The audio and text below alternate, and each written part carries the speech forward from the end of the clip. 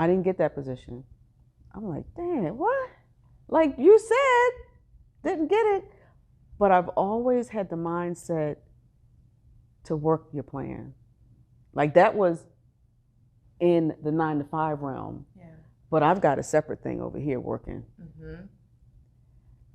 And that was always like an assurance to me that, okay, this is what it is, but I'm working my plan too. Before we get into this episode, I know you've been struggling with the idea of starting your own business and launching a premium product that you know is going to transform lives. So I have a bomb resource for you. The man himself, Words Taylor, is going to help you launch your product or service for the clients who need your help right now. Now, you can't call yourself a business owner unless you are getting in front of new clients every single day, and Words knows exactly how to do that. All you have to do is tap in so he can teach you his 6-figure launch strategy that's produced over $5 million in client sales. So all you have to do is go to highticketlaunchsecrets.com. That's highticketlaunchsecrets.com and get into the free training. It's happening this week. So go to highticketlaunchsecrets.com and let's get into the episode. Welcome to another episode of the Work and Play podcast. I'm your host, Aryelle Young, and today we have a really grounded guest. One that I'm really excited to share with you guys because I've been getting mentorship all weekend. So we, on the Work and Play podcast, we talk about the transition from corporate to entrepreneurship. And many times it's millennials saying, hey, trust your purpose, take the big leap. And for me and others who have done it, that's great perspective. But then you have the perspective of being able to follow your passion at your wise age, at this step in your life. So, you know, without further ado, I could go on and on about how much you've filled my cup since I've met you. Yeah. But without further ado, would you introduce yourself? Absolutely. So I'm Kim, Avant-Babb. I am a daydreamer and a serial entrepreneur. I'm a nana. I'm a fashion designer. I am just filled with just so much gratitude in life. I operate Babb Properties with my husband and partner and I. We are real estate investors, and we have a wonderful, small but robust portfolio of single-family rental properties that we've been nurturing and building for the last 3 decades. I recently launched Legacy Real Estate Consulting as an education arm to teach small landlords how to find quality tenants, how to generate that cash flow by finding those good tenants who will take care of their properties and pay on time and avoid evictions, because we have perfected our system over the last 3 decades. Woo, that's generational, right? Over the last 3 decades. And I'm bringing it to the people. We've created a digital landlord property management document bundle called Landlord Docs 30. We have created courses and video training. So I'm excited. That's where I am in my place right now as a serial entrepreneur, and I'm excited to keep growing. And I'm excited to have you. You're like the definition of a lifelong learner, right? Like, because you have such success already in your career, but seeing you and working alongside you, we're working on our webinars together, you soak up every opportunity to learn. And you don't give me I know it all vibes. Like, you never give me, you're always a sponge, which is actually really cool. So if we get into your story, how do you remain so open to learn? Have you always been that way? I have. I am a lifetime student. I will be a lifetime student until they throw the dirt on me, because I'm a creative mind. I'm a visionary. I like to create things from nothing based on what's in my spirit, what's in my heart, and what I'm passionate about. So that requires continual learning and continual pouring into your psyche. I am excited to be around young people like you and the Dream Builders, which is how we met, right? Because I find that children, young people, are uninhibited with ideas, thoughts, and movement. Yeah. So that motivates me, it stimulates me, and feeds into my soul of continuing to be hungry until I leave here, and then pour out what I have learned. I came across a quote recently, or 3 words that really spoke to me, and they were learn, which we're talking about, earn based on what you learn, and then return. I feel that's where I am in my journey right now. I have learned a lot. I've earned a lot based on my knowledge, and now I want to pour into the community by returning. The best way to support the Work and Play podcast is by subscribing to the YouTube channel and by going to your favorite podcast player to subscribe and rate the Work and Play podcast. That's all you have to do. So if you are liking the Work and Play podcast, the content, the stories that we're sharing, and you know that this will help someone, go ahead and share the content to someone who could actually use it and help them on their journey to transition from corporate into entrepreneurship.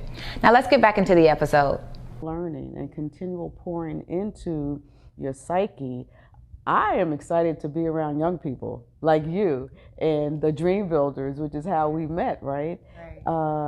Because I find that children, young people, are uninhibited with ideas, thoughts, and movement.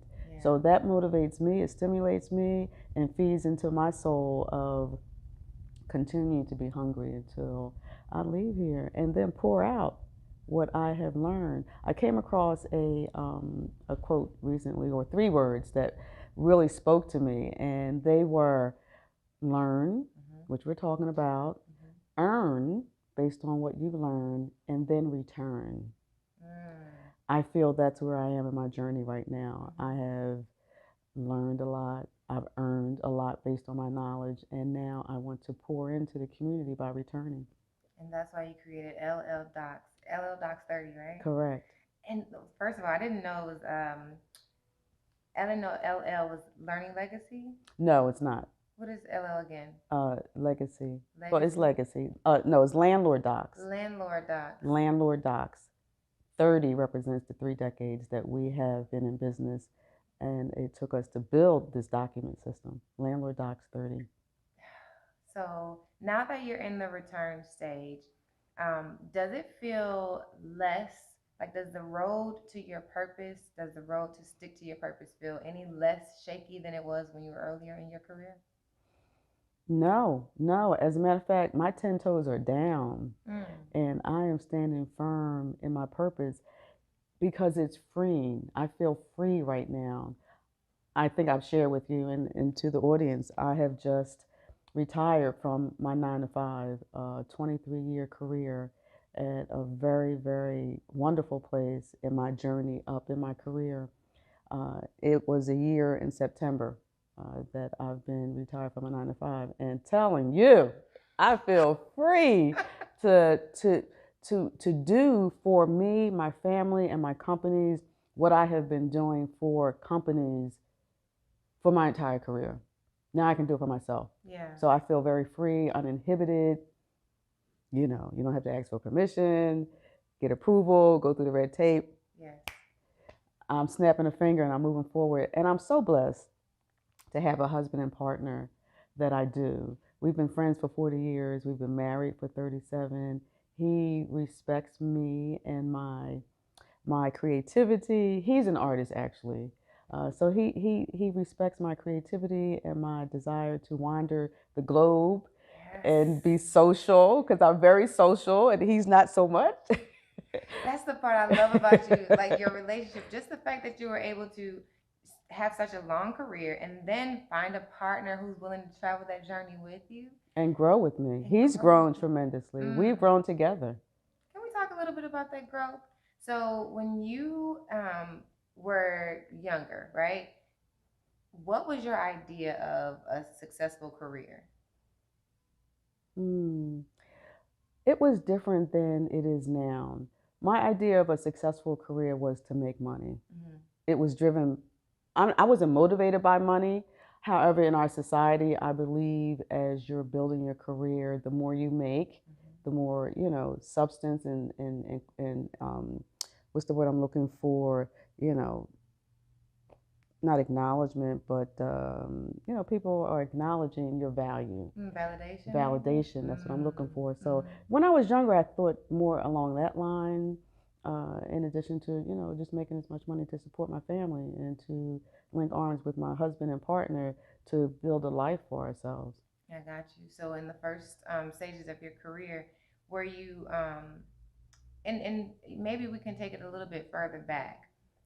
What was like school like for you? Did you have a regular upbringing, which is like middle class, go to elementary school, high school? Like, what was like growing up for you? Like, Yeah, growing up was pretty cool. My mother, both of my parents, I love them dearly, but my mother helped really shape a lot of my psyche and ambition, tenacity, and making something from nothing. My mother was a factory sewer okay. and a fashion designer. Let me just say that and shake my shoulders because Yeah. she was a factory sewer, but she on the side, and maybe that's where my vision came from, my energy, my perspective, because she had a fashion design company on the side. And growing up, she made all of our clothes, from my first Holy Communion dress to my prom dress to my wedding gown. Wow. She made. Mm-hmm. So when I was in high school, I gravitated towards art, and I was an art major. Okay. Graduated from high school, Philadelphia, lived in Philly. I'm from Philly. I was gonna ask you. Okay, so from Philly, Yes. you had great mom. Mom was super attentive, Yes. and you got a chance to see her really do similar things that you've done, like hold down that 9 to 5, and also work on her passion. Was Yes. sewing her passion at the It time? was. Yeah, absolutely. How would you? Okay, we talk about passion so much in 2021. What does it look like to grow up watching your mom feed her passion? It was stimulating. It was motivating. It fed my perspective. I always talk about perspective and Mm-hmm. points of reference, Mm-hmm. right? At probably age 12 or 13, my parents separated. So I had a single mom, 3 kids. We moved a lot. And what I got from her and her creativity was her ability to, again, always make something from nothing. When we moved into a new house that we were renting, she would paint the whole house and then paint the baseboards lavender. She would make curtains for every room. You know what I'm saying? Yes, So feeding that creativity. exactly, using her skills to create a comfortable, beautiful environment for us. So I definitely pulled a lot from her. And so graduated high school as an art major, went to college in Philadelphia, Drexel University for a year.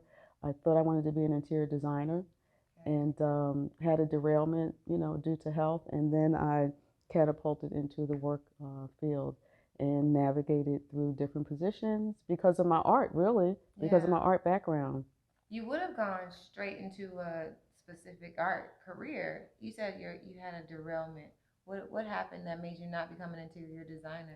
I had a medical issue. I needed major surgery at 18 years old, my freshman year in college, and so I had to leave college for that, and recovered, prayerfully. It wasn't cancerous at 18 years old. Okay, so it was like you found like a tumor, Mm-hmm. and you're a freshman in college. Yes. Found a tumor. Yes. Like, what was the process? How did you process that? Were you just like one day like, hey, because were they talking about No, it breast was it exams was back it then? was it was my ovary. They had to remove an ovary. Yeah, so I was 18. I just went for um, typical exam, and they discovered just a, oversized ovary, the size of a small orange actually. Wow. And my mom went into action, took me to the best gynecologist, did the workup and everything, and I had to have major surgery. And I went into that surgery not knowing if I was going to have a hysterectomy. Yeah. At 18 years old. Right. And so they removed one ovary, and so it was major surgery, so I had to recover.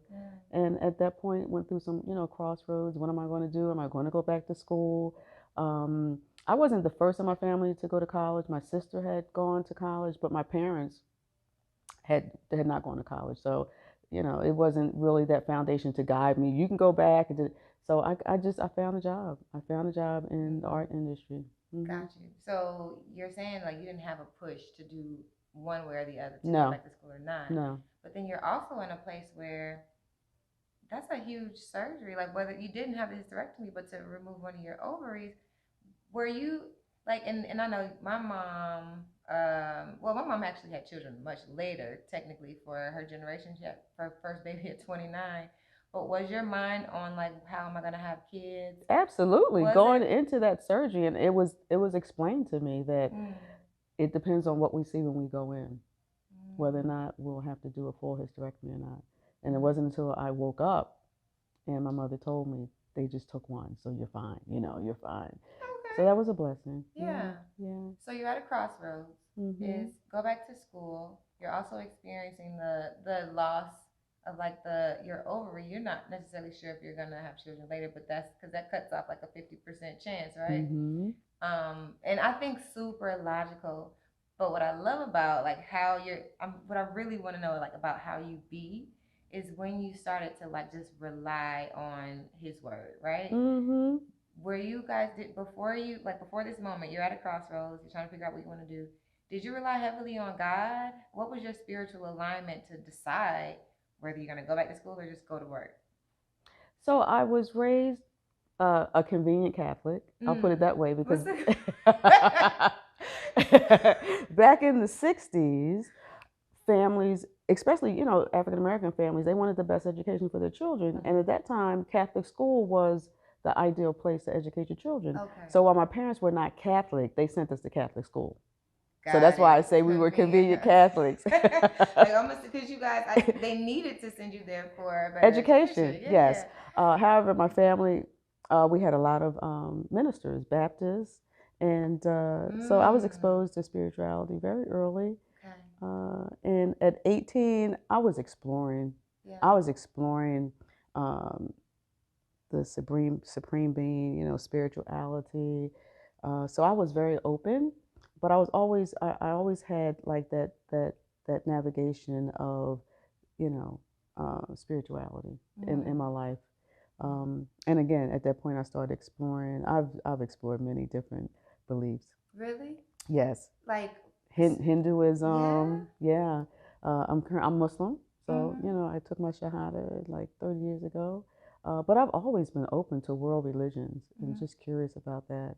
So that navigation system has always been deep in my soul. Yeah, that there is a divine presence guiding my steps.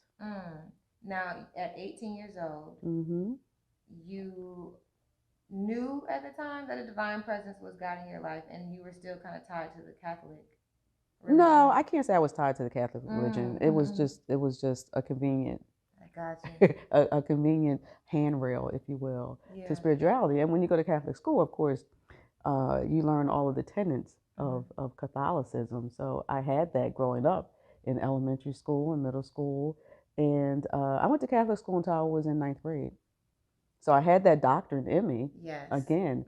However, I was always encouraged to read. My mother was an avid reader, and my teenage boyfriend, my first guy, his father, who was interesting in that we always had a connection. And as we grew to know each other over the years, we found out we were born on the same day. He was an avid reader. And whenever I would visit their home, their living room was like this. Yeah. A bookcase, and he would be sitting in the Queen Anne chair just reading his book, So I was always exposed to reading. So that opened my mind when we talk about spirituality to different beliefs. Got you. And we actually teach that to our children, our men. We have 3 grown men, but even in embracing Islam, we've always encouraged our children to read, explore, and let's talk about it.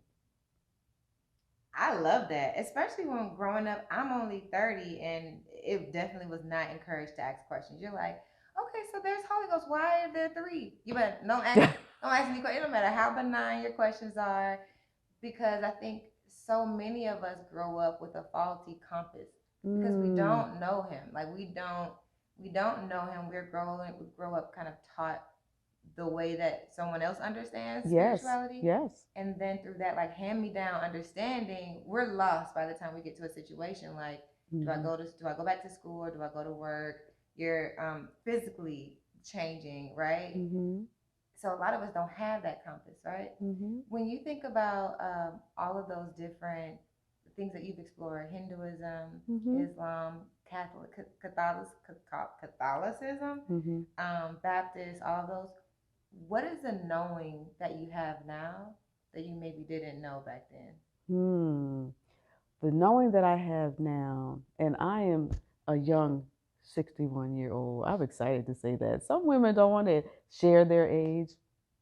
I'm so blessed and grateful to have just turned 61. So, uh, in and I say this, I can bow face on my heels and look back in my life's journey and see the hand of God positioning me to be prepared for every step that came ahead of me.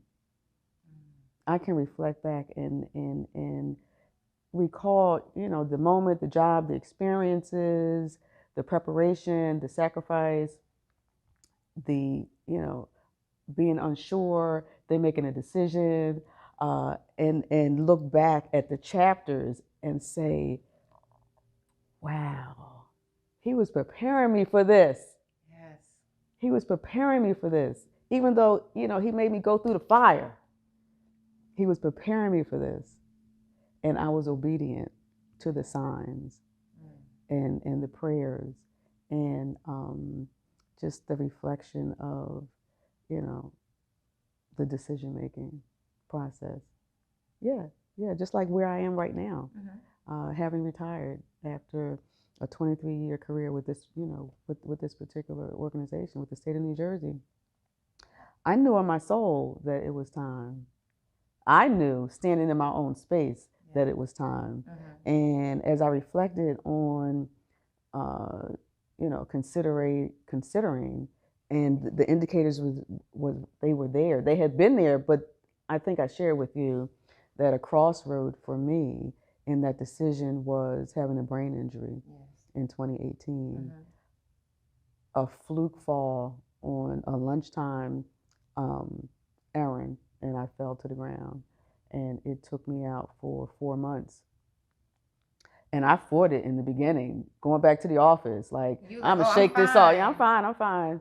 And woo, I had to take that S off my chest after about a week, when my body said, all right, sister girl, slow down. Yeah. Yes, and a brain injury is serious. So I was out for 4 months, and during that time of healing, physically and mentally and spiritually, again, I was reflecting on some signs that I had saw, and the light bulb went off, and I'm like, wait a minute, this, I think it's time. Yeah. And I white piece of postcard, the date that I was going to retire. I have it on my refrigerator right now. And I went to my husband and I said, I'm out. I said, I'm out. And he pushed back because, you walking away. I was blessed because I had learned, I'd earned, and I was walking away from a lot of perks, a large salary, company car, all of those, things. And I said, no, I'm done. I'm done. And we meaning he and I, we had worked to build a foundation simultaneous to both of our 9-to-5s, and again was blessed to be exposed to some opportunities, make some good decisions, and build a business that replaced our income whenever we were ready to go. Whenever. And it was time. Yeah. I saw the transition, and he accepted it because I'm out. Yeah. Because I got a lot of work to do out here. I've done so much for these organizations to build and meet their missions, right? To build their legacies. Why can't I use 120% ET, 120, let's go 120 for us to build our empire. And that's what I'm committed to do now. And I feel so free. Now, you say you feel free, but I want to just clarify, when you say free, it's not even that you didn't like your role. You were excelling in this first chapter. You were excelling and you liked your job, which a lot of people are like, no, I need to be free because they feel tied down. Now, I think the way you talk about freedom, you're talking about now you have your 40 hours back, 40 hours plus. You're able to really truly use your compass to guide every single decision, as opposed to like having the calendar with who God knows, who knows what meetings you have to attend. Right. but you developed a really cool career in the state of New Jersey that you enjoyed. Correct. So if we go to the building blocks of that career, Mm-hmm. you made it. This was back to when you made a decision to go into the workforce instead of going back to school. Mm-hmm. And you said it actually still was because of your art background that you got this role. So what was the first role that you took into like your full 9 to 5 career? So and there is a difference between a job and a career, in my experience, Okay. right? That I discovered early on, because I had jobs, fine, but the first job that really was a career building block, I shifted from the art industry. I worked for just a major expo photography company, and someone had saw a skill set in me and offered me a position within that organization that got me into procurement of all of the supplies and everything that they needed. And I was having my second child, and I decided it was time to make a shift. Looked into the job market, and back then you had to buy a newspaper. For the job? Yeah, and read the listings, right? And I applied for this position at the University of Pennsylvania back in the 80s. My son was born in 89. And it required a college degree, but it was for procurement. And it also was a dual position to manage their minority and business outreach program at the University of Pennsylvania to give more contracts to minority and women-owned companies. And that really struck a chord in me. So I interviewed for the position. No, let me back up. I wrote a cover letter. And in the cover letter, I said, listen, these are my skill sets, and it would be a disservice to you if you did not interview me, knowing that I didn't have a college degree. And I got the interview. And I never forget Lord & Taylor's. I think they're closed now, but because my mother's a fashion designer, right? She always taught us, like, dress like you're there, even if you only have a penny in your pocket. Yes. I went to Lord & Taylor's and brought that power navy suit and those navy pumps, had my pearls on, and walked in there and had that interview, and they hired me. I still, to this day, because my son is 30, he'll be 33, I still have that navy blue suit and those navy pumps. Yes. Tell me you can fit it. Can you fit it? I haven't tried it lately, but anyway, just as a symbol of that transition into a career, and that was a phenomenal opportunity for me, in that I was representing the University of Pennsylvania in the region around minority and women inclusion in the procurement process, and was given some opportunities. Again, was obedient to what I was facing. I took Toastmasters because I realized I was going to have to be speaking in various venues, and I really blossomed as a liaison, as a collaborator, as an ambassador, and as an advocate for people of color to get some of those billions of dollars that they were spending. So that was my first real career that catapulted me into that realm, and was even tapped to leave the University of Pennsylvania and go to a major transportation organization, SEPTA, in Philadelphia, to work and help them improve their minority women business outreach in the transportation industry. And again, that was another building block to my career. Yeah. That's amazing. So this all started with this very bold cover letter. Yes, it did. Teaching people to be bold, even in your program, helping people understand to be bold and own your career, own your relationships with your tenants. Yes. Own your interactions. That was a very bold move, right? Yeah. And then you get in, and I know you said your career blossomed, but what was the first time, or if you had any, where you felt like, oh my goodness, I might be in over my head? It's interesting you asked that. I recall. I like group dynamics. I like working on teams, right? So I like the whole socialization piece. And so I was working on this team representing Penn around MedWeek, Minority Enterprise Development Week in Philadelphia. Okay. Huge gala, event, expos. I was working on a planning committee, and one of the co-chairs called me. Dr. Claude Anderson was coming in as the keynote speaker. And I got the call, we want you to introduce him. I was like, no, I'm not doing that. Click. And I went home that night. I slept on it. I prayed on it. I said, Kim, why are you blocking this blessing? And I called Brother Bilal Qayyum. I called him out right here. I called him back and I said, you know what? I thought about it. I'm going to do it. And I brought the book and, I prepared myself. I had taken Toastmasters. I knew that public speaking was going to be a part of this role. I don't know, 500-600 people at the banquet. I'm up there introducing Dr. Claude Anderson. And when I finished, my colleagues in the group, later on as we debriefed, they said, you were phenomenal. You did exactly what we knew you would do. And so that instilled a level of confidence in me. Sometimes I believe people see in us what we don't see in ourselves. Yes. If we embrace it and accept it and meet the challenge, then we grow. If we don't, then we stay where we are. And at that point, I stepped up and met the challenge and grew. And my wings started to really widen. And it's crazy how you said no to the opportunity and then you went back to it. I often, one of the affirmations that I say is, I am grateful for endless opportunities. And so many times opportunities can seem scarce. Even though I affirm that, I know it, I feel like I would overthink a situation. If I say no to an opportunity, you're like, oh, I'll never get the opportunity again. But something in you told you, say, go back and ask for it again. And it was still available to you. So I think what's amazing about that is if it's for you, it's for you. Yes. And I feel like that in life in general, looking back again at the hands of God working in my life, that,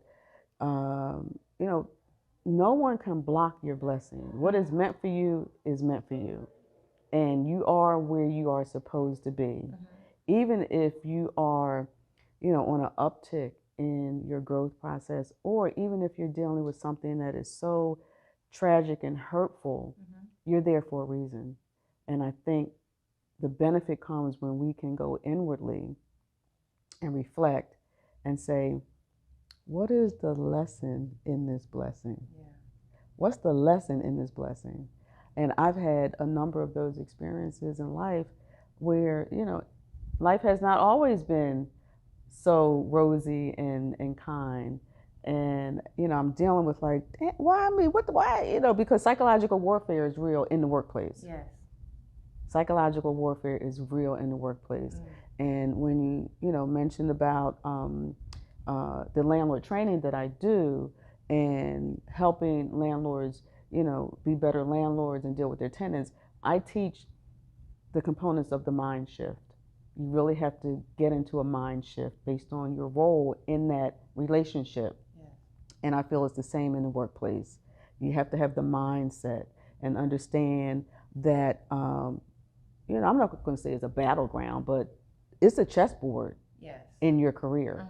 And depending on your work environment, the company culture, your upbringing, you have to navigate the positions that you're placed on that chessboard. And sometimes you're going to be a pawn, you're going to be knocked off and be a casualty, and sometimes you may be in a more powerful position. So I think understanding our role on that chessboard of our career path, and just understanding that we need to continue to build our mindsets so we can navigate correctly. Yeah, it's funny when you explain the nature of, the workforce, the corporate environment being like a chessboard. You mentioned your pawn getting knocked off. And I think for me, what that did for me is think about it in multiple different games, right? I think my mind oftentimes thinks of everything as all or nothing, right? So I'm always okay, what move do I need to make now? But what it sounds like is what you're saying is you win some, you lose some. So in your experience, I'm curious about two actually, those pivotal moments, right? Where one, you were knocked off the chessboard, but then I would really love to know when you played the game right and you walked away feeling I did that, girl.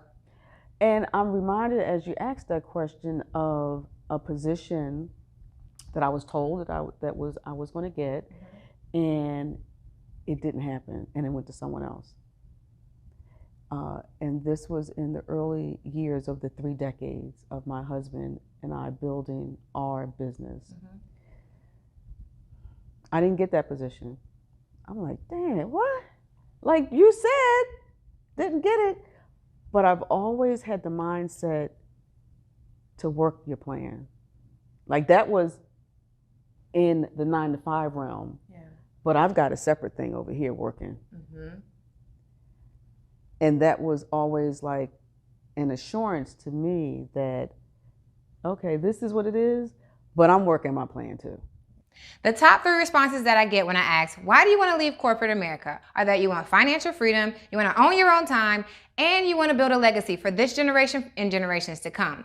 Now, this is not a solo job. In order to transition from your 9 to 5 into entrepreneurship, it's going to take community and it's going to take resources. And I've created the community of pioneers who are going to wrap around you and help you make that transition successfully. So if you're interested in leaving your job, go ahead and click that information below. Let's get into the community and let's transition from your 9 to 5 into entrepreneurship successfully. Now let's get back to the episode. And I'm going to be honest with you that fast forward, 23, 25 years that I've just stepped off of the 9 to 5, that plan worked. That side plan, it blossomed into a springboard, like a gymnast. If she's doing the vault, Simone Biles, Simone, she jumps on that springboard and just hurdles over.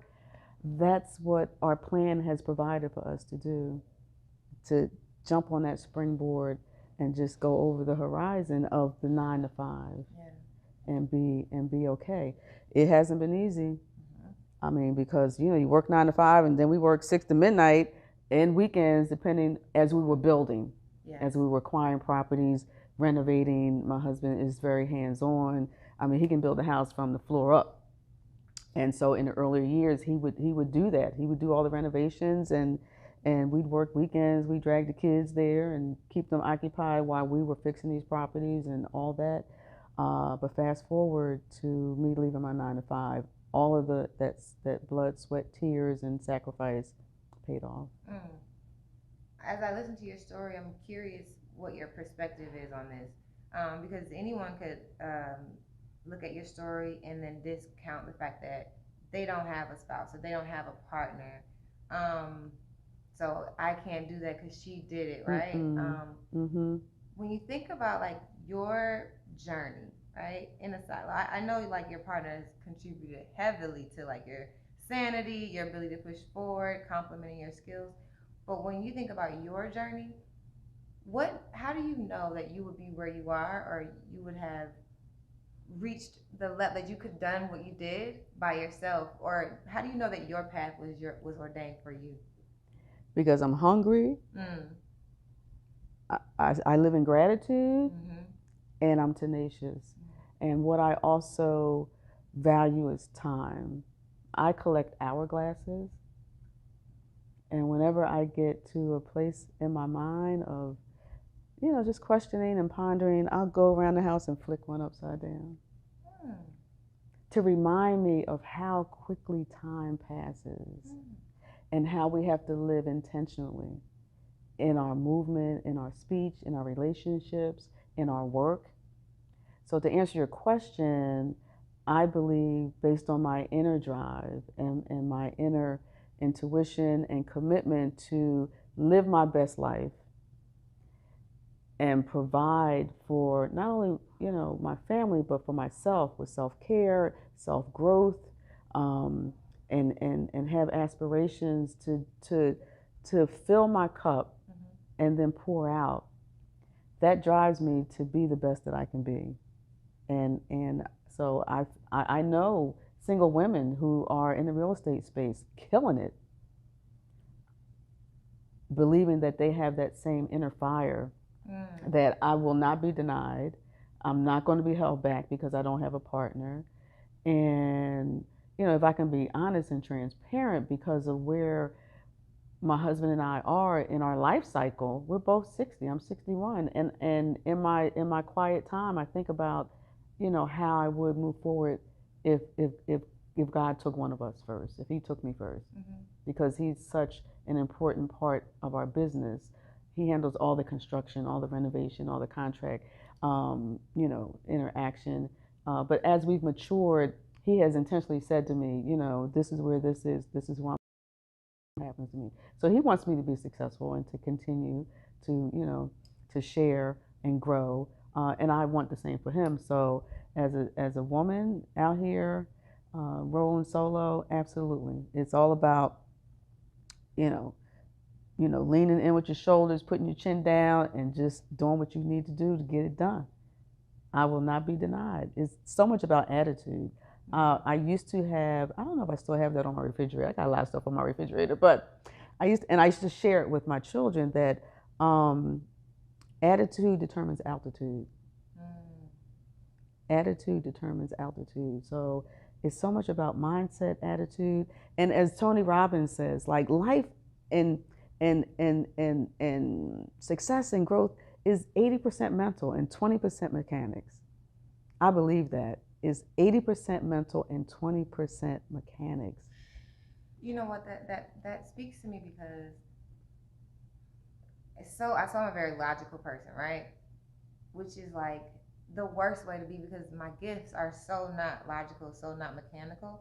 But we try so hard to make things happen the way we want it to happen.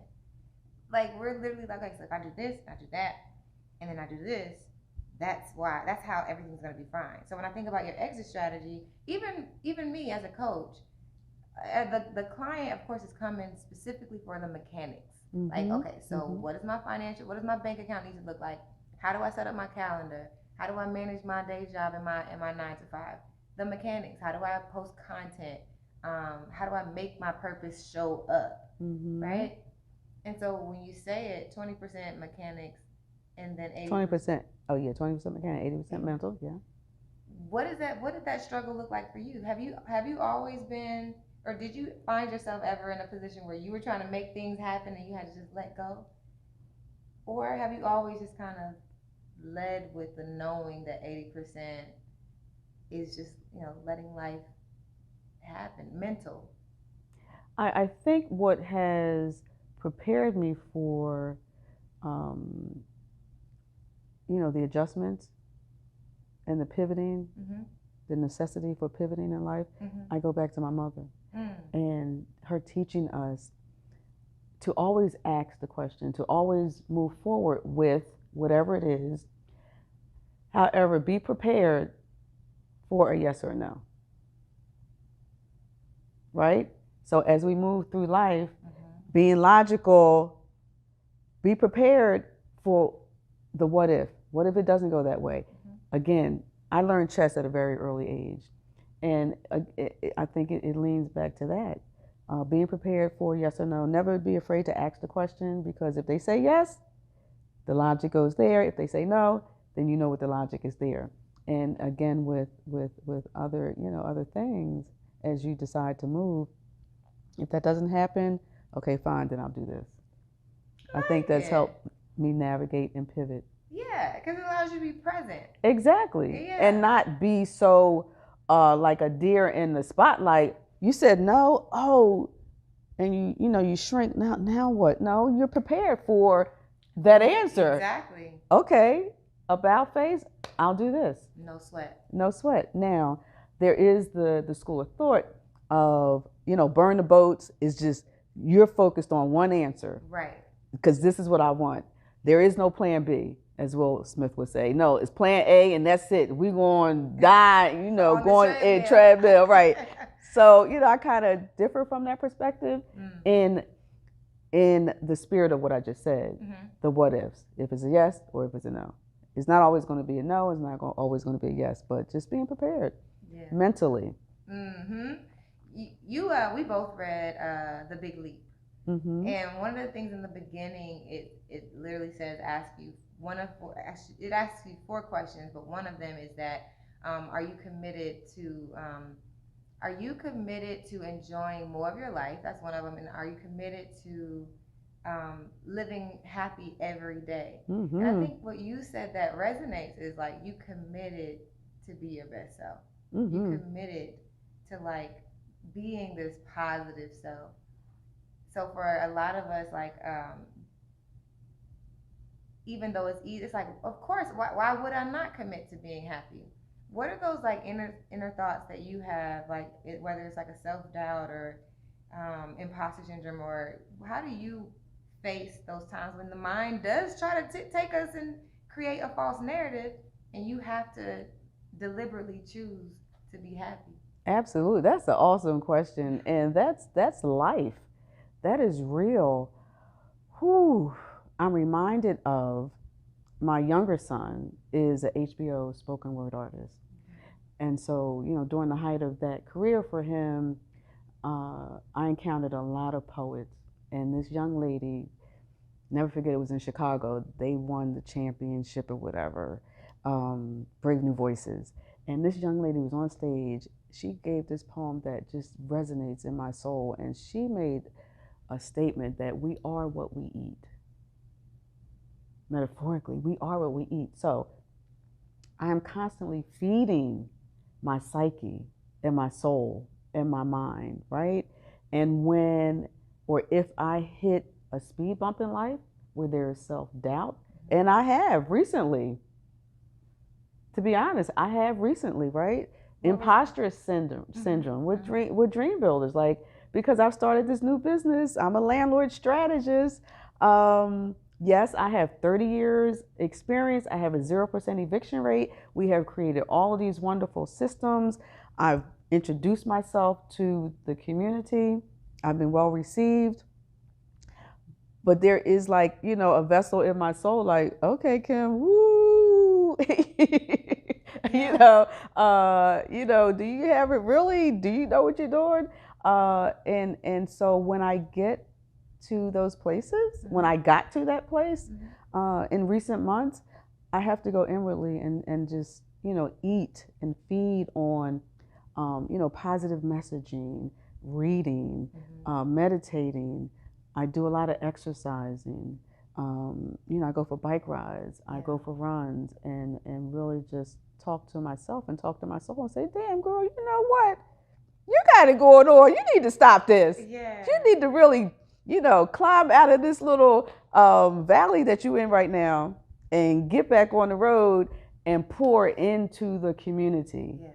Because I want to be, as Les Brown says, I want to live full and die empty. I want to live full and die empty. And Kim, you need to get back out there and pour into this community so that you can leave a legacy of knowledge and growth and foundation for others as you have been afforded. So come on, pop the collar, and let's get it. Yes. Now you have 30 years of a career. So self-doubt, we all have different relationships with self-doubt and imposter syndrome. You have 30, and imposter syndrome typically only comes to people who have achieved things, right? And for some reason we have to like remind ourselves that.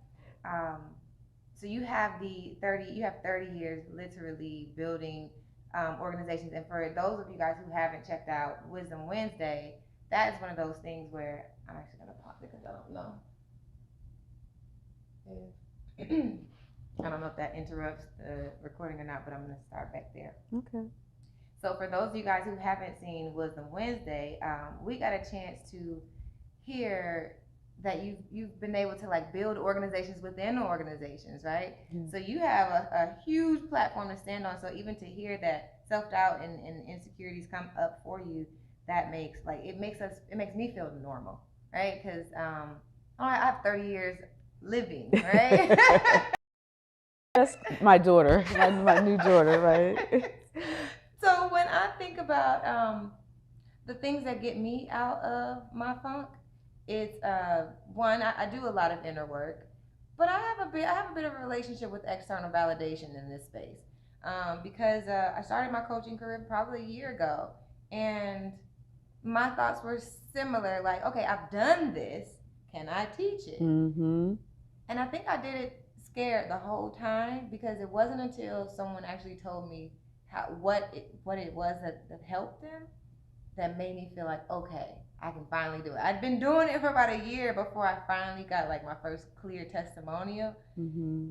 And so my relationship with external validation is still a bit symbiotic right now. Like it's my internal voice is strong, but that external validation still feels important to me right now. What's your relationship with external validation? I think as humans, we naturally gravitate towards external validation, right? And depending on our personality and our, our psyche, determines whether or not we really, really rely on that versus, right? Um, and for me, someone said to me recently, in like a girlfriend type of environment, and she leaned in and she said, you're anointed. And I heard her, she's like, everything you touch turns to gold. And I said, it was just like a gratitude type of, exchange. So that's external validation that I don't seek.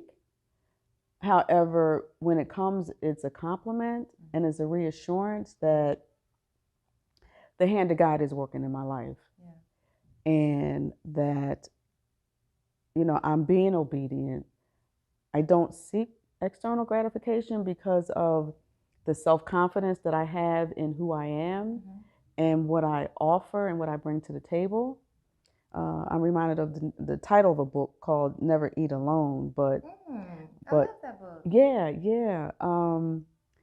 But to say that, like, I enjoy me, myself, and I. I'm really friendly with them, which is why I can travel solo. Like, we do all the things that we like to do. There's no conflict. And so getting back to that self-confidence, I'm real, I'm secure in knowing that I'm doing 120% to build a strong me. So when I get the external validation, it's like icing on a cake.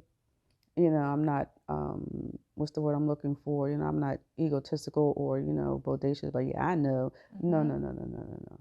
Yeah. Because just like that fluke fall in 2018, yes, it can be taken away just like that. Yeah. I believe, based on my spiritual teaching and understanding, if we are too boastful. Thank you. Yeah, too boastful, too cocky, too it's me. No, it ain't me. Yeah, that is true. I never want my helium to ever get too big because somebody else could pop it, and that's just not the way I want to live. But what you just said, that was reassuring for me. I just wrote this affirmation down after talking to my coach to strengthen my foundation inside. And it was, the affirmation is that I receive compliments as an like add on, right? Not that it makes me, but that it's icing on the cake, like you said. So it makes me feel like, okay, that came out of my own brain, and I'm reassuring myself. And like you said, there's no conflict around your, me, myself, and I. To have that alignment is what I aspire to have, and I think a lot of us should aspire to be in alignment with the me, myself, and I, right? Internally, and then whenever validation comes externally, it's just like thank you, gratitude. Yes. But it doesn't like make you who you are. Your image, the image of yourself, isn't wrapped up in someone else's feedback. Right. And then for me, I went on a gratitude journey about 8 years ago where I, again, just sat and reflected on my career and my journey. I wanted to acknowledge individuals like the one who made the call and wanted me to introduce someone. And so I wanted to acknowledge individuals in my career, yes, who had saw things in me that I didn't see in myself and tapped me on the shoulder and gave me opportunities. And I did that. That right there is amazing. I remember when you first told me that. It's one thing to like write a thank you letter and then close your journal and never send it. But for you to outpour externally and just pour into people, I feel like that can like pay dividends. If not that you did it for dividends, Mm-mm. but that energy, Mm-hmm. you put so much energy out into people from, I want to say, one of your first Yes. people in the career, your first career. Yes. Well, it was, yeah, the transition into the career, but that job Yes. where I worked for that photography expo company, and the general manager at the time saw something in me, tapped me on the shoulder, and gave me an opportunity to get into production, right? And here again, the hand of God. Oh my gosh. I had lost contact with him. I was shopping and I was leaving the store. As I was walking out, these two women were walking in, chatting, and I recognized the voice. It was his wife. And I went back in and I said, "Excuse me, what's your name?" And she looked at me. She said, "June." I'm like, "Oh my gosh, I've been looking for Steve." And we got into this conversation. I said, I wanted to reach out to him and da da da da. She said he would love to hear from you. And I did. I called him out of the blue and we had this conversation and I told him what my objective was and he literally started crying on the phone. He got so emotional. I said, I want to thank you. I want to thank you because that was a great, strike of the match for me in my career growth, and ended up taking him and his wife out to dinner. I gave her flowers and I gave him a gift, and he was again, just very emotional. And that was when my second son was born. So that was back in '89 when I, wrote that cover letter and got that position at the University of Penn. I left that company. So that was, 32 years ago. I went back and said, "Hey, I appreciate you." That's amazing. People don't do that. It's hearing stories like that. You can have me and anybody else who watches this going on a gratitude journey, and I think that that's a huge like a pebble in the pond, right? To create that ripple effect. Because you've done it, and maybe you had the inkling to do it from someone else. Did you have the inkling to do it from someone else, or was that just something in your soul? No, I pour in a lot to my psyche. I believe, if I'm not mistaken, Tony Robbins talks about calling people and touching bases with people who have touched you along your journey. I believe that's where I got that concept from. But even still, and you know this, and people who attend seminars and things like that, only 1% truly like apply the information. So I think you living what you speak, preach. My words are this morning. You living what you preach. You living what you soak in. That's the amazing piece about it, and that's the positivity that the world needs. So when I think about like just the impact, you're only halfway there. Give us another 61, please. Like that would literally be magnanimous, like the type of effect that you can have on people just based on what you already know. And that drives my passion and my commitment to this landlord training is planting the seeds in the souls of landlords and real estate investors to to bolster their existing intentions to be in this space, but bolster it with some more strategy and mindsets. I can't talk now, and considerations about the role that they play in that relationship. And I talk about landlord tenant as a relationship, and in my training I talk about it specifically as a marriage, and I correlate it with that, and how the lease is the prenup that has clauses and conditions that you have both agreed upon, right? And you each sign that prenup, i.e. that lease, and you go on into that relationship. And hopefully it's a long relationship, and it's a healthy relationship, and that you both respect each other in that relationship. Now, the dark side of that scenario is when one does not respect the prenup, and somebody cheats, somebody sneaks somebody into the house. Gotcha. You don't pay on time, and then that relationship is disrupted, and somebody has to speak on it, typically the landlord, and just hold the tenant accountable okay, this is what we agreed upon. Now you have broken that promise, and we have to address it. Sometimes you can work through it, as in relationships, right? And in other times, there is an impasse, and you have to divorce each other, i.e., an eviction. Yes. It's emotional, it's not nice, it's not fun. And so, I'm teaching the concepts and the rudiments and the practical tools to avoid that divorce, to avoid that eviction. So I'm doing the pre-work so that you can have as many um, you know, safeguards and relationship building a tenant community, not just getting a heartbeat with some money to get into your property. Right. So, I want to teach some of the rudiments and foundations about what's your psychology as a landlord. Understand the psychology of your tenant, getting deeper into the relationship building and the foundation. We're not even going to talk about tenant screening, but that's just a little snapshot about the relationship that I think is important to understand if you say you want to do this, and the impact, positive and negative, that it can have on your business if you don't take it seriously. Yeah. I think I'm curious about the mindset development from a landlord perspective. You spent your career building your property, so you've been a landlord. You know the highs and the lows.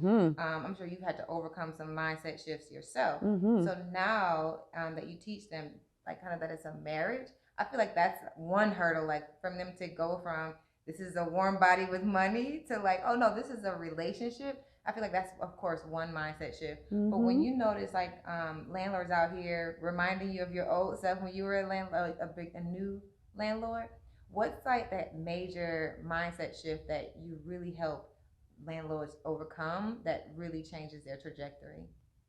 That you have to run this like a business. This is not a hobby. This is not a side hustle. Property management and landlording is not a side hustle. It is not a set it and forget it situation. Unfortunately, in some cases, investors see it as a set it and forget it. Oh, I got that tenant in there. Make sure my money's coming in every month. Bam, I'm going on to something else. I don't see it that way. We have not built our success that way. We have not, been afforded a 30-year 0% eviction rate based on a set it and forget it. You have to cater to your customers. Customer service is big. So again, running like a business, just the basics. What's your business structure? Do you have software in place to track your income and your expenses? Like, you got to run it like a business.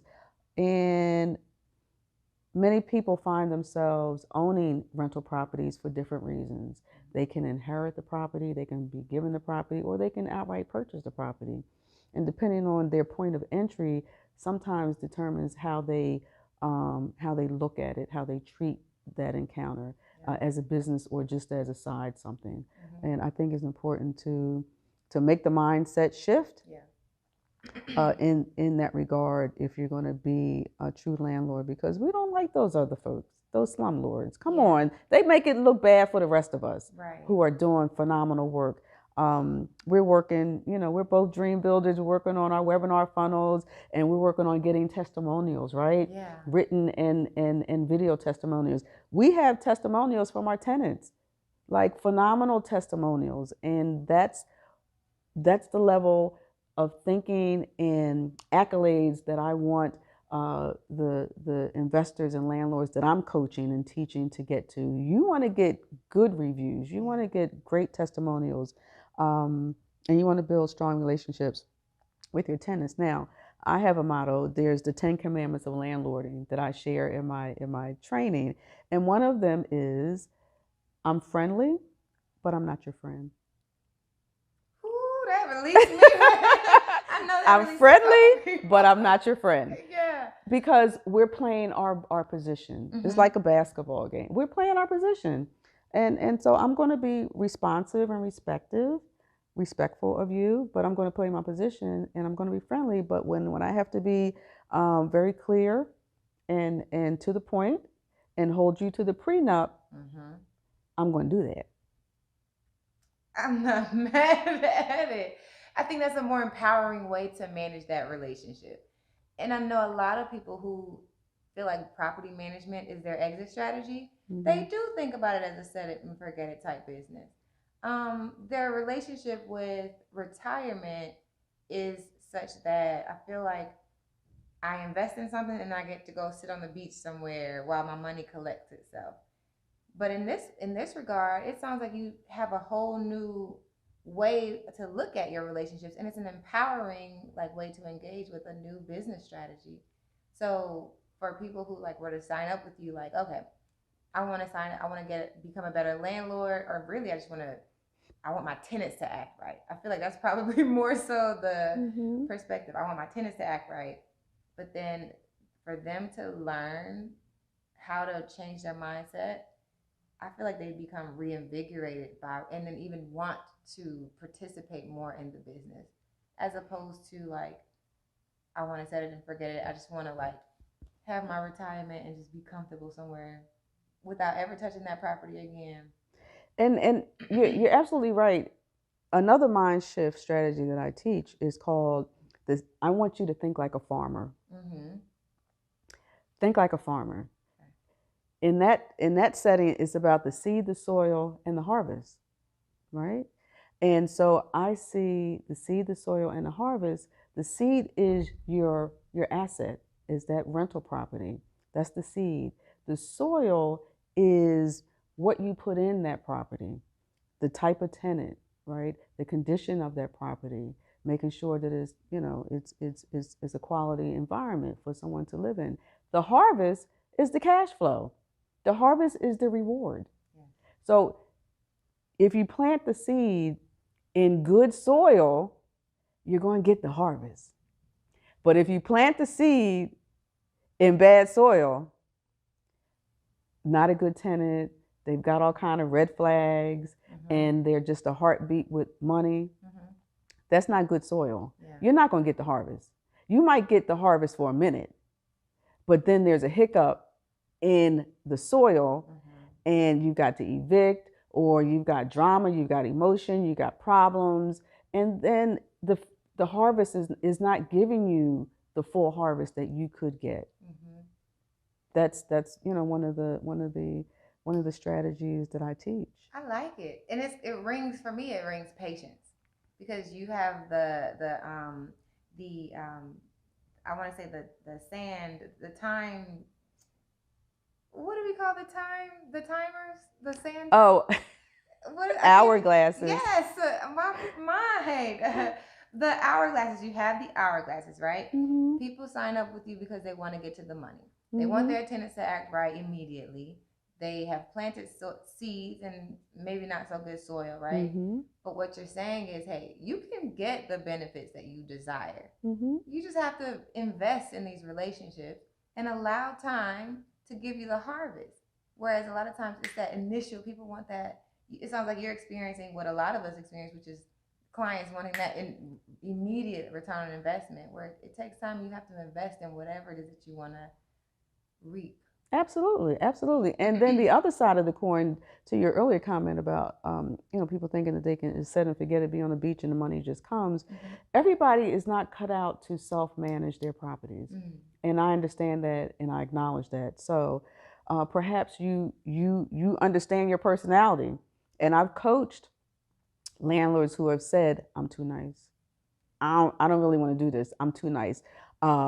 And they want to hire a property manager, which is fine. You acknowledge you don't have the skill set. You acknowledge you don't have the acumen or the emotion to do it, so you want to hire someone. I teach you how to, again, think of this like a business, and what to ask and how to vet a property manager, because that property management company is representing you as an owner of that property, right? It's not their property. At the end of the day, if you've provided the seed, you hire a property manager to nurture the soil, to find a tenant, to manage that tenant, and you expect the harvest. And if there's a hiccup in the nurturing of that tenant or the selection of that tenant by the property management company, at the end of the day, your name is on the line. So I'm teaching landlords that you have to interview, You have to source, you have to interview, and you have to vet that property management company. You have to research their business psychology, how they operate. Is it acceptable to you? Is it in line with your business ideology and strategy? It's not just, finding a company in the yellow page and say, okay, I'm going to go with them, because people operate their businesses differently. Yeah. So that's an important acknowledgement that perhaps you are not set up to self-manage, but don't take lightly of hiring a property management company. So, I hold their hand through that process as well. That's pretty cool. Yeah. Thinking about what you're saying, like I'm in school for social work, and there are social issues that I didn't necessarily know about before I started to learn social work. One being evictions. Mm-hmm. And when we talked about purpose the other day, I'm listening to your story, and I'm curious if you acknowledge or if you read a lot about like some of the social injustices, and do you see yourself as what you're doing playing a huge role in that? Because it just sounds like if you do your job right, there are better landlords. Mm-hmm. There are better tenant landlord relationships. Mm-hmm. Equals less evictions, equals less homeless people. Yes. And that's how logically that's how it makes sense to me. Yes. Is that one of the driving forces? Do you often read about homelessness or evictions that happen, kind of wrongful evictions and things like that? Absolutely. Absolutely. There are just so many stories out here. Food, shelter, and clothing are the necessities. And so I'm in the shelter game, right? Mm-hmm. I'm always reading and researching and hearing stories. Just recently, I heard a story, by one of our colleagues, and her journey of moving, almost 10 times in a period of years because of landlords. Mm-hmm. And I heard those stories, and it's just heart-wrenching. Like, dang, why don't y'all, come on, landlords, why are you treating people like this? It's not fair. Is not fair. It's not fair.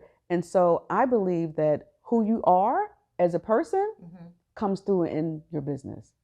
And when you have landlords that are slumlords, that are treating people wrong, mm-hmm. and not being honest and fair, it is a reflection of who they are. Everybody is not on the up and up. Everybody's not honest with high integrity and morals and all that kind of stuff. We have to face that in the world. So actually, I have an idea in my training to talk about not only the psychology of the tenant for the landlord's sake, mm-hmm. but just talk about the psychology of the tenant in their role as a tenant. Mm-hmm. And what their ask is and what their desire is and what their need is, which is stability, cleanliness, and consistency in the space in which they live, and recognizing that as a landlord. And so I have I have a landlord oath that you can come to my website and take the landlord oath. I declare, I promise to uphold because it's an important role. Eviction, fortunately, we've never faced it, but I've read a lot about it, mm-hmm. and it's emotional. Yeah. It's tearing someone from the place that they call home. Yeah. Homelessness, I can't imagine it, but I'm prayerful for anyone who faces that. Mm-hmm. And it's so much about economics. Yeah. And someone's ability to be consistent, economically and fulfill their responsibilities. But then too, if you're living in a substandard environment, and I've read about individuals or tenants who live in substandard environments dealing with the damn slumlord because they can't afford anything else. Yeah.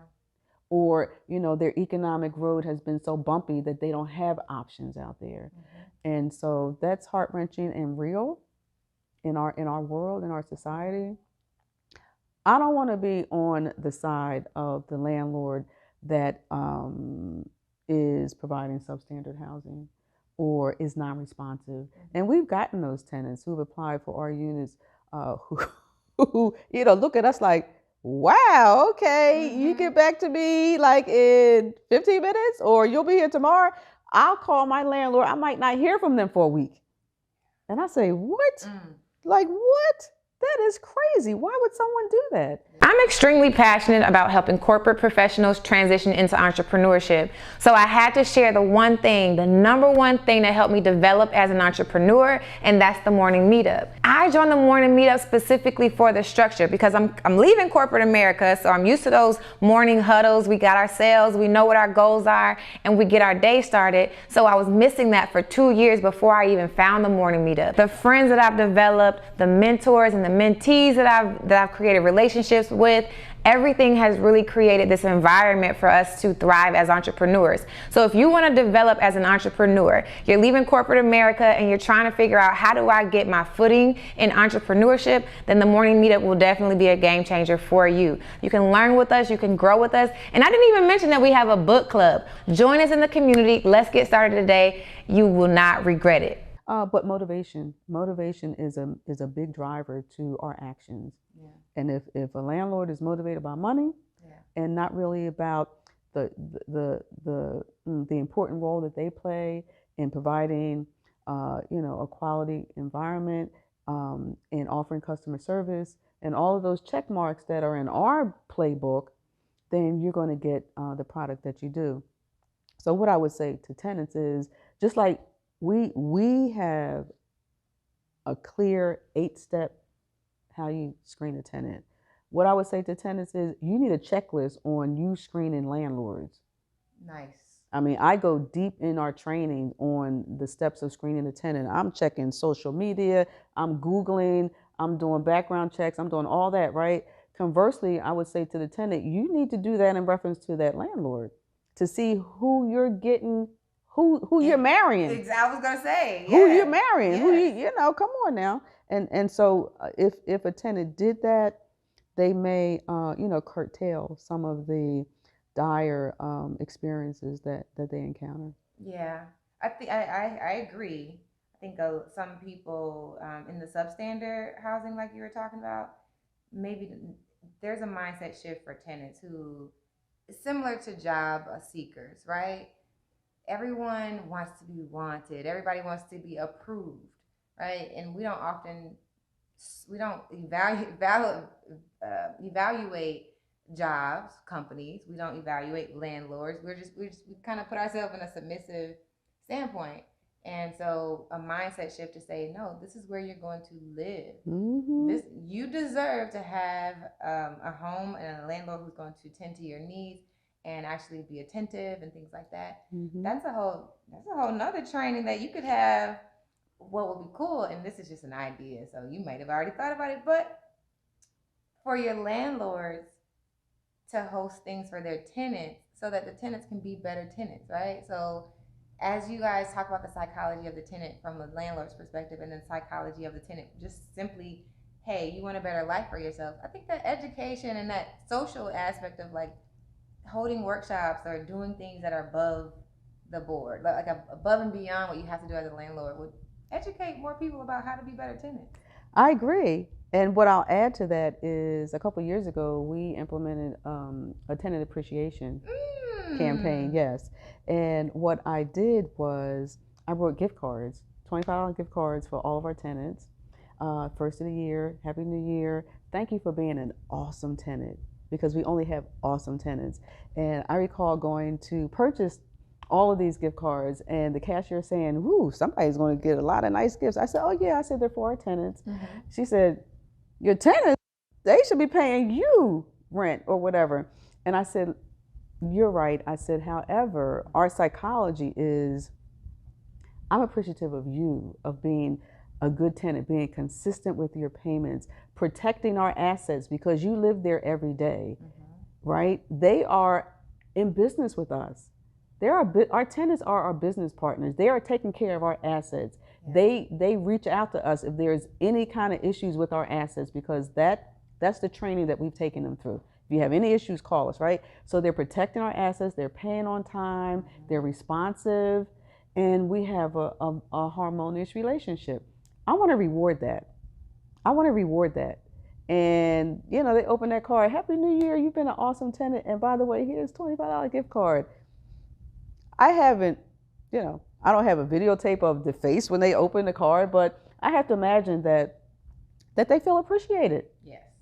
At the end of the day, they feel appreciated. I would be less likely to dodge you if if you did that for me, and if I did dodge you, I would feel really bad for it because you don't deserve it. So I feel like you're creating, you know, you're pouring seeds into the relationship where it makes a person accountable to you, right? Like I cannot, if you just you do a kind gesture, I feel kind of like I need to be my best self. You know what I mean? Step it up. And during our screening process, I talk about to our tenants. I'm thinking about this one young couple that we've actually rented 3 of our units during COVID. And so, you know, I'm meeting with this young couple. Because of COVID, I have pulled back on some of the interaction, but I've used Zoom to interview my tenants. You know, the short list that our leasing agent gives us of people who apply.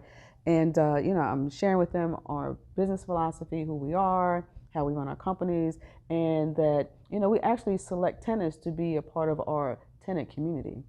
It's like Willy Wonka and, you know, the golden ticket. Oh, the golden ticket. The golden ticket. They want to be one of those. Yes. And let me just say, once I approved them, and in their correspondence, they emailed to me, they said, we are so happy that we are part of your tenant community. Like, you know, it's this, you know, ambition to be a part of. So again, it's setting the tone in how you interact with your tenants. And I'll also say, when COVID hit, right, and we realized that it was a thing, I picked up the phone and called every one of our tenants personally and asked a question, and I shut up. How you doing? And, you know, when you ask open-ended questions, people are going to respond to you. And each one of our tenants responded to us about how they were, you know, job-wise, health-wise. And, you know, everyone was fine. Going back to my mother's teaching of asking the question, being prepared for a yes or a no, I was prepared when I asked the open-ended question. And what I was prepared for was hoping that everyone was okay, number one. But knowing if they weren't, and based on our relationship, that we're in this together. And fortunately, you know, my husband and I have built a business where we're not over leveraged, and that we got you. Why? Because you've been consistent with paying your rent, you've been taking care of our asset, and you've been responsive. So here we are in this place in our society where we've never been before, and you may be in an uncomfortable situation where you've lost your job. We got you. That's golden. There are a lot of people who, you know, passed away in their homes and no one checked on them. Got COVID and again, no one checked on them. So to have a landlord who's able to stay in contact with their tenants when a lot of times people aren't even connected with their families. That means a lot. So when I think about your journey, and we talked a lot about the tactical stuff on Wisdom Wednesday, even though you shared a lot of wisdom. What I also want to just kind of speak to is the strategy, the strategic way that you think and that you build business. It's relationship development, but then you're also very grounded in like the business aspect of things, right? So when I think about this question, it's really about folks, your landlords again, kind of going back to people who want to use being a landlord as an exit strategy or as their retirement strategy. And they're trying to figure out, like, how do I do it? A lot of times you speak from purpose, you speak from a spiritual perspective, but I would love to hear your thoughts for, like, advice for someone who's using this strategy to become an exit strategy or to become a retirement strategy.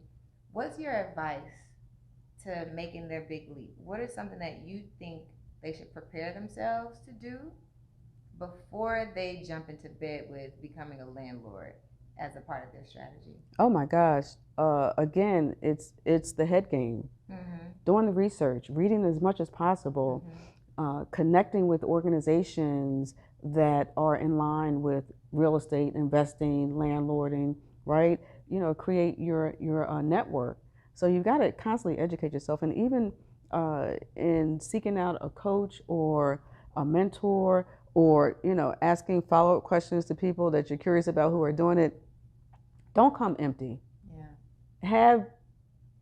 Have done, I don't know if that came out right, but show that you've done some research, that you put in some time to this thing, and that's going to carry you throughout. I'm constantly reading. I'm constantly, reading articles and books, etc. So again, that lifetime student, that's going to be your foundation, because as you read, explore, and network, you're going to come across different ideas and strategies.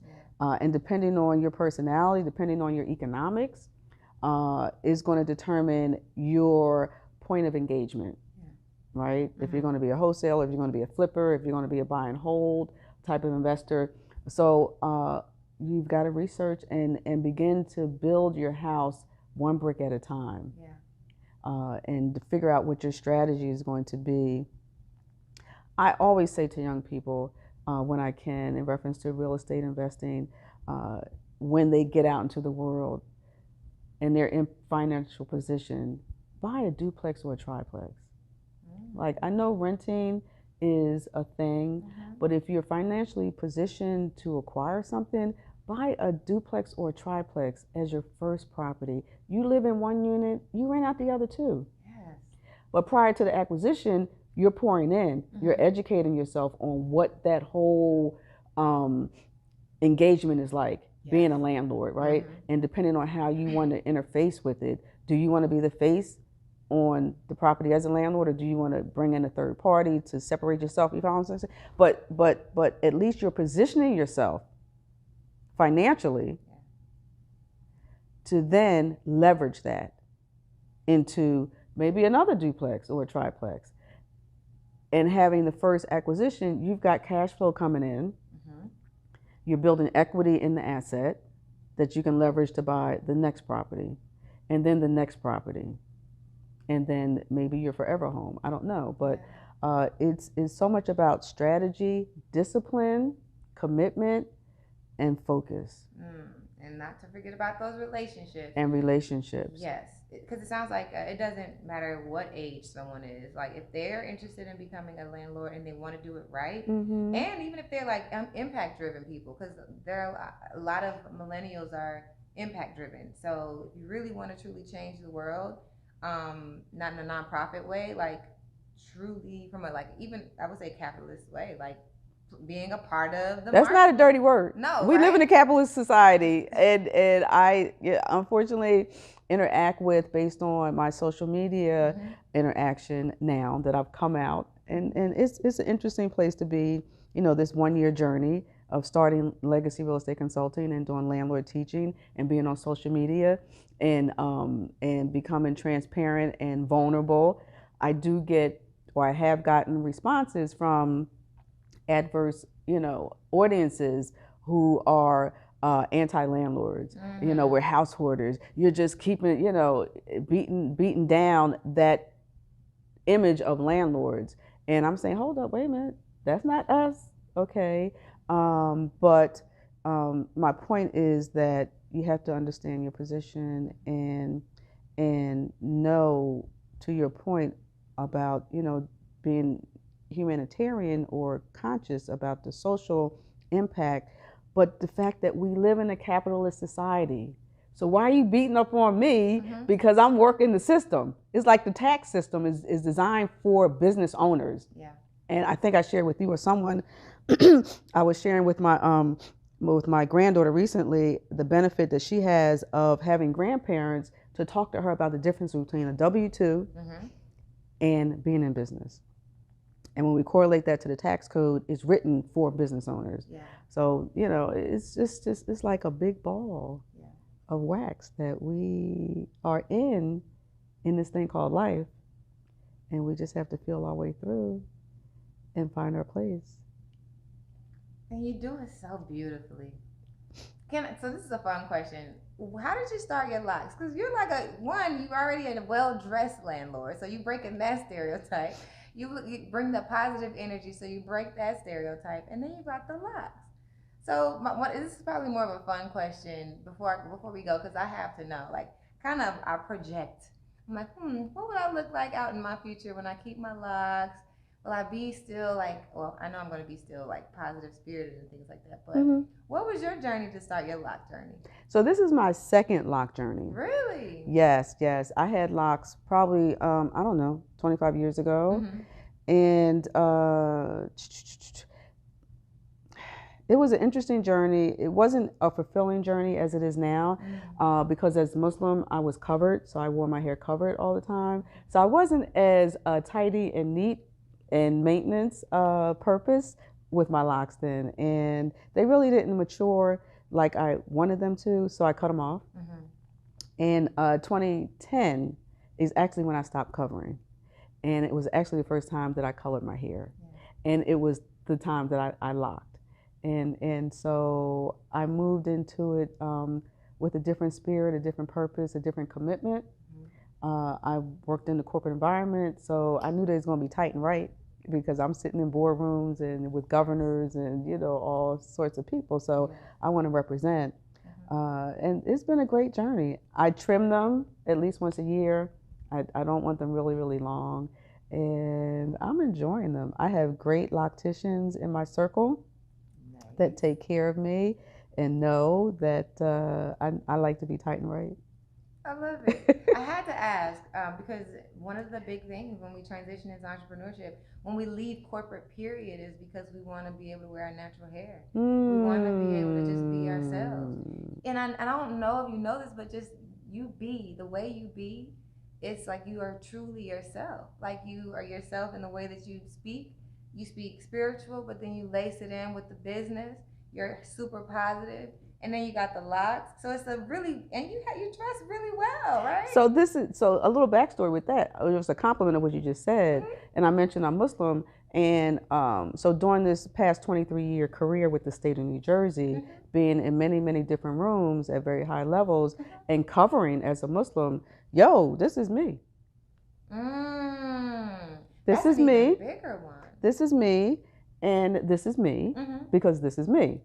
Okay? And I'm bringing value that you're obviously recognizing, but this is me. What I'll also say is I've been blessed to have a mother that's a fashion designer, and I mentioned earlier in introducing myself that I'm a serial entrepreneur. So I have a fashion design company, Amina Designs, AMEENAH Designs.com. You can go to my website, yes. And so I, as an artist, discovered that my medium was not paint on the canvas, but it was fabric on the body. And I was able to express myself and build a fashion design company. So I'm very fashion forward. I'm a fashionista. When I was in the corporate environment covering, trust me, everything was matching. Yeah, everything. The head wrap was matching the shirt and the whole hookup. So I was always tight and right and presentable. Now, if you could not see past that and forego the value and the talent that I'm bringing to you, then that's your loss. Yeah, that's your loss. And when I decided to uncover in 2010, because I was at a crossroads spiritually, it was going to be tight and right, and it was locks. I ain't mad at it. I am not mad at it. Listen, Miss Kim, I have really enjoyed your story. I've enjoyed getting to know you in different ways. I've enjoyed getting to know you off camera. Spiritually, you definitely feed like me and others, I'm sure, who you come in contact with.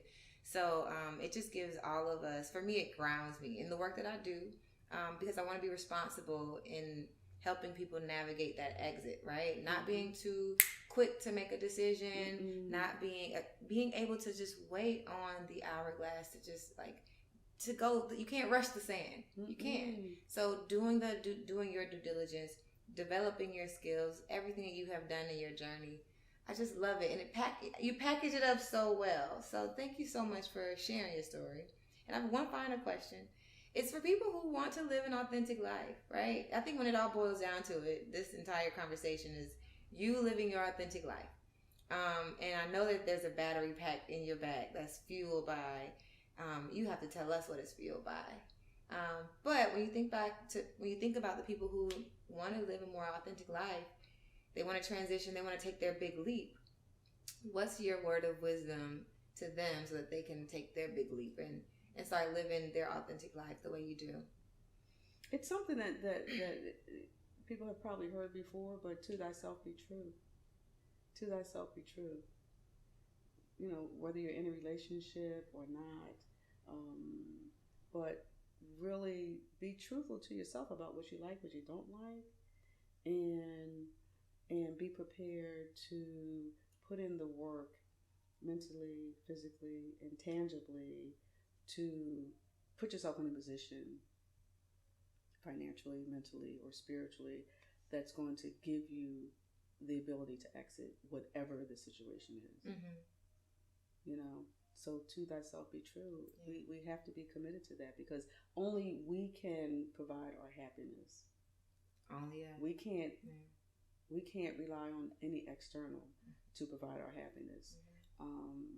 So that's what I would say. Just strive to be true to yourself, and sometimes you gotta make hard decisions so that you can maintain your happiness. And it might not be easy, but without peace of mind, and I'll go back to my mother again. From a very early age, she always taught us about being open-minded and having peace of mind. So to thyself be true. I love it. I love it. I love it. I love it. Well, thank you so much for joining me on the couch today. You're absolutely welcome. And thank you guys for listening. Thank you for watching. Now, for anyone who is watching and they want to get connected with you, they want to work with you, or they just want to follow your journey, how can the folks connect with you? On Instagram at LLDOCS30. That's on Instagram. On Facebook, you can follow me at Kim Babb. That's BABB as in boy. And if you want to check out my fashion design brand, my website is www.ameenahdesign.com. Wonderful. Well, you know what to do. Go ahead and check out those resources. Everything will be in the description below. Thank you again for listening. Thank you for watching. And until next week, peace out.